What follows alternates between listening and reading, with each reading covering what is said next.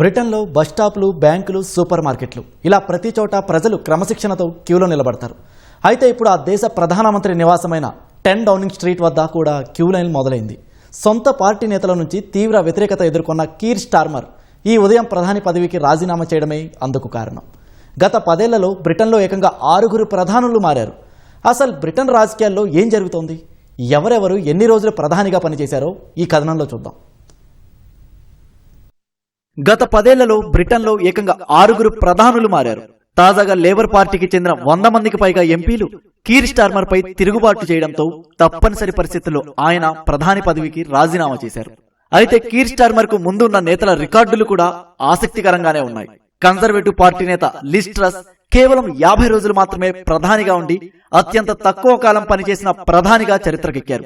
2022 September 6న ప్రధాని పదవి చేపట్టిన ట్రస్ అదే ఏడాది అక్టోబర్ 25న రాజీనామా చేశారు. బ్రిటన్ ఆర్థిక వ్యవస్థను గాడిలో పెడతానంటూ ఆమె తీసుకొచ్చిన వివాదాస్పద పన్నుల కోత నిర్ణయం కుర్చీకి ఎసరు పెట్టింది.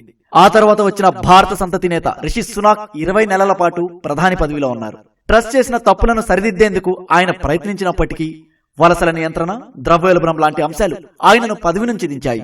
2022 అక్టోబర్ 25న ప్రధాని పదవి చేపట్టిన సునాక్ 2024 జూలై 5 వరకు ఆ పదవిలో ఉన్నారు.